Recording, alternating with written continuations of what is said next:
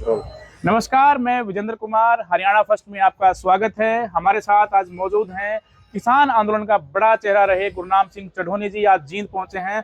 किसान आंदोलन पर और तमाम मुद्दों को लेकर बातचीत करने कहाँ खड़े हैं?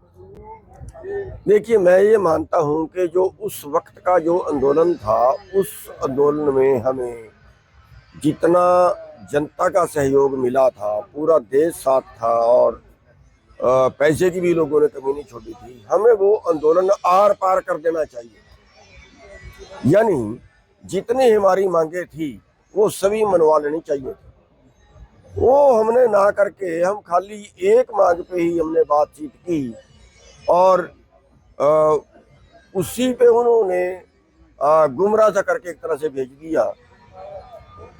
जो हालात लंका के अंदर हुए, जो हालात नेपाल के अंदर हुए, ये हमें तभी कर देना चाहिए। हमें संसद घेरने का चेतावनी दे देनी चाहिए थी कि भैया ये मांगे या तो मान जाओ और वरना हम संसद में आएंगे। नहीं, लेकिन आपकी जो मांग थी वो तीनों जो कृषि कानून थे जिनको आप काले कानून बोलते थे, वो तो आपके रद्द हुए ना। उन काले कानूनों के साथ एक मांग हमारी एमएसपी की थी। एमएसपी की वजह से हर साल देश के किसानों को 4 लाख करोड़ का नुकसान होता है, जो एमएसपी से कम मिलता है।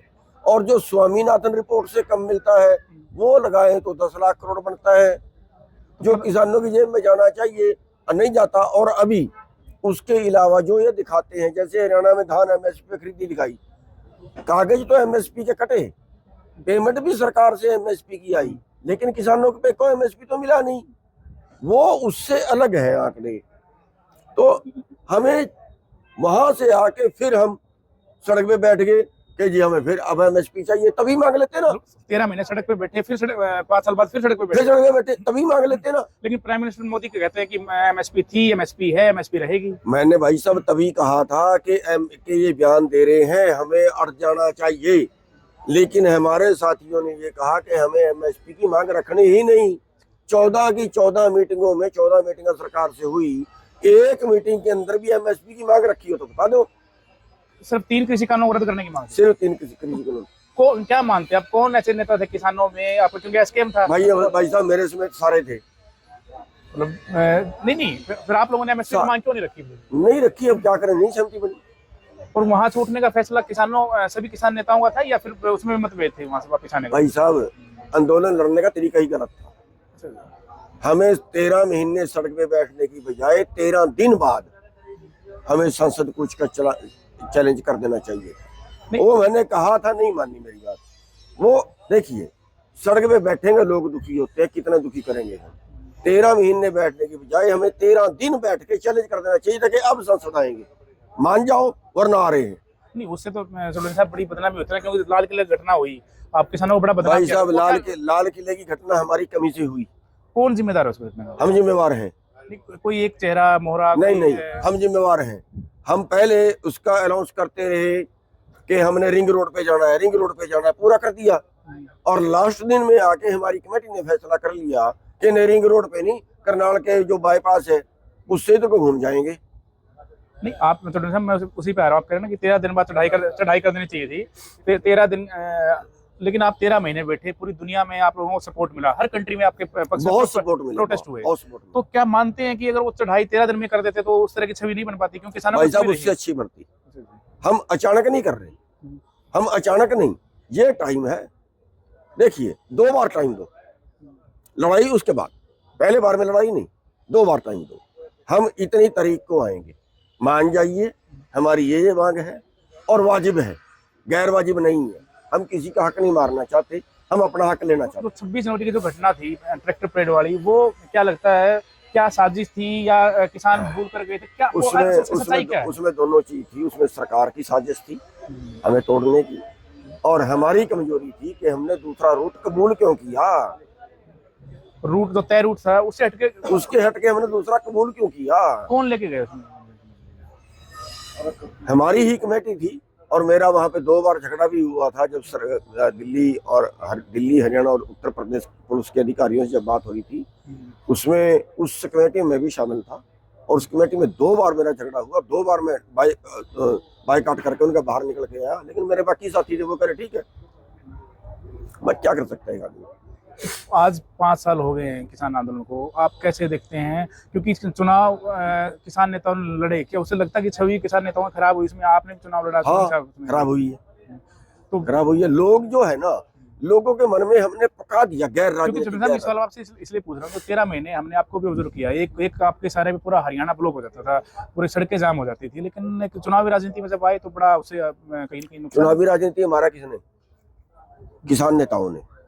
आप देखिए, जब हम दिल्ली से उठ के आए तो हमें फैसला क्या करना चाहिए था कि हम आंदोलन बंद नहीं कर रहे। सड़क के आंदोलन से इन्होंने मानी नहीं, अधूरे उठा के भेज रहे हैं। अब हम वोट का आंदोलन करेंगे, पूरी एसकेएम पंजाब में जाएगी, पंजाब के लोगों को खड़े करेंगे, इन सारी राजनीतिक पार्टियों का बहिष्कार करेंगे। ये इन पार्टियों में गंद भर गया है, इन सब को बाहर निकालेंगे। मैं ये कह रहा, पंजाब में 100 सीट आती और पंजाब में हम कुछ करके दिखाते, पंजाब में करके दिखाते तो पूरा देश पंजाब मॉडल मांगता। अब क्या हुआ, वहां से आने के बाद फिर सड़क पे बैठ गए और जिसको वोट डाली उसी के खिलाफ बैठ गए। तो आपको सपोर्ट क्यों नहीं मिला? बलवीर सिंह राजे वाले में चुनाव लड़ा, उनको बड़े कम वोट आए, देखिए फैसला क्या हुआ, 1100 वोट आए। फैसला क्या हुआ?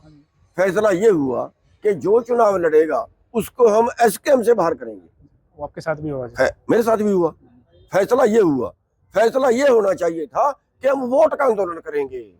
65% वोट के मालिक हैं हम और भिखारी। इससे बड़ी बदकिस्मती और क्या हो सकती है? देश की आजादी में एक वोट हमें हथियार दे दिया कि ये हर आदमी के पास है। अगर आपको ये पसंद ना आए, दूसरी नीतियों वाला पसंद आए तो उसको बढ़ाओ।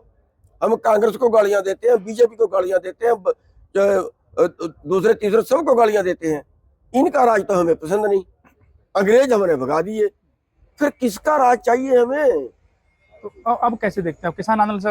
मानते कुछ हासिल हुआ आपको? नहीं, हासिल तो हुआ, हासिल तो हुआ। अब तक तो उन कानूनों के जरिए अगर वो लागू हो जाते तो अब तक तो हमारी जमीन जा चुकी होती। तो अभी तो कह रहे हैं आप ये भी कह रहे हैं ना, बैकडोर से सरकार लेके आ रहे हैं बनना, लेकिन नहीं, वो तो धीरे धीरे धीरे धीरे लाएंगे, कट कट करके। अब उसमें जो 1 साल में हो जाना था वो 20 साल में होगा, ठीक है, लेकिन लेके आएंगे। हाँ, उस नीति पे चल रहे हैं। अब ये तो आगे हमारी ताकत है कि हम कितने खड़े हो पाते हैं, कितने को रोक पाते हैं। अब जैसे पीछे मसौदा मंडियों का आया था कि मंडियां जो है वो बाहर गोदाम को मंडी मान लिया जाए, सेलो गोदाम को मंडी मान लिया जाए, कोल्ड स्टोर को मंडी मान लिया जाए, और जो वहां से खरीदे उस पर मंडी टैक्स नहीं है, जो मंडी से खरीदे उस पर मंडी टैक्स है। अगर ये होता है तो मंडी टूटेगी और उसमें स्टॉक सीमा भी खत्म होगी, उसमें तो अपने आप ऑटोमेटिकली तीनों कानून समा जाएंगे। और जो अब ये बिजली बिल है, अब बीज बिल है, ये सारे उसी के हिस्से हैं। तो आप क्या मानते हैं कि किसान फिर से एकजुट हो सकता है या हो पाएगा जिस प्रकार से 2020-21 में हुआ? देखिए, ये तो प्राकृतिक है, ये आदमी के सोचे से कुछ नहीं होता, उस मालिक के हाथ में है, क्योंकि खुदा और खुदी का बैर होता है। जो भोजन है वो सरकार, वो परमात्मा सब जीवों को देता है।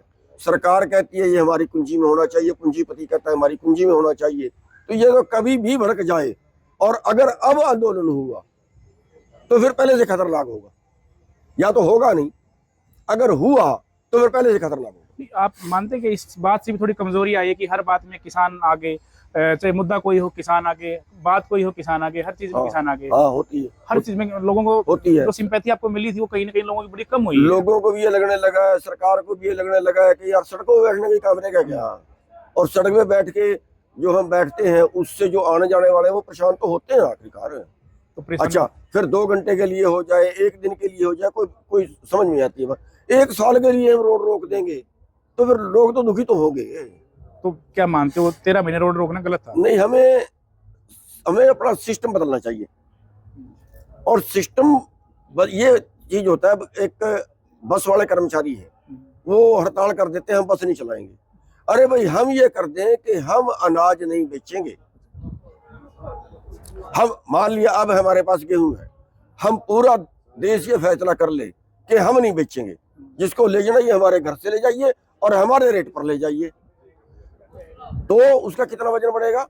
अच्छा चलो साहब, आपने बताया कि भाई हाँ सभी को नुकसान हुआ है, किसान कमजोर भी हुए हैं, लेकिन जैसे ना आपके हरियाणा के अंदर भी टोल प्लाजा बड़े मजबूत थे, किसान नेता भी बड़े मजबूत थे, किसान भी बड़े मजबूत थे, क्यों टूटे, ये कमजोर क्यों हुए? सब बिखर गए हैं भाई साहब, सब ग्रुपों में। भाई साहब, कोई भी चीज जो पहले आती है ना, पहले उसमें सेवा भावना से आते हैं। आम आदमी पार्टी बनी पहले सेवा भावना से बनी, कांग्रेस बनी पहले सेवा भावना से बनी, जनता पार्टी बनी पहले सेवा भावना से बनी, बाद में चौधर आ जाती है। अब हमारे में भी चौधर आ गई। जो अब एक आदमी उठता हुआ कहता है अब मैं इस संगठन में रहूंगा तो मेरी चौधर कम हो जाएगी, अपना अलग संगठन बनाऊंगा तो चौधर ज्यादा हो जाएगी। अब तो चौधर पे भी बात आ गई ना। बड़ा मुद्दा आपका एमएसपी का है, क्या लगता है जो लड़ाई आप लड़ रहे हैं वो 13 महीने की लड़ाई भी थी लेकिन वो मुद्दा पीछे छूट गया, 5 साल हो गए। देखिए कुल मिला के मैं एक बता देता हूँ कि मुसीबत पड़ी में हम सारे इकट्ठे कभी भी हो जाएं, ये मतलब सरकार इस भड़के में ला रहे कि अभी अलग अलग है तो शायद पीट लेंगे इनको, वो तो हम कभी भी इकट्ठे हो जाएं। हमारा ये ऐसे होता है जैसे 4 भाई हैं, आपस में बोल चाल नहीं है, जमीन अलग है, सब कुछ अलग है, लेकिन एक भाई के घर में डकैती बढ़ गई तो दूसरे लठ उठा के आ जाते हैं। जैसे पंजाब में हुआ बाढ़ आई तो सारा हरियाणा इकट्ठा हो गया एकदम से, सारा हरियाणा। तो मतलब वो हालात दोबारा से हो सकते हैं अगर सरकार वो कृषि कानून या किसी तरीके की संभव तो कुछ भी है। इसलिए हम आपके माध्यम से सरकार को ये कहना चाहेंगे कि सरकार जो है वो जरूरत से ज्यादा ज्यादतियां ना करे, कंट्रोल में रहे, हिसाब में रहे, देश को चलाए, देश को कारपोरेट के पास बेचे ना, क्योंकि तंग आमद भजंग आमद, दुखी हुआ आदमी लड़ाई को उतरा।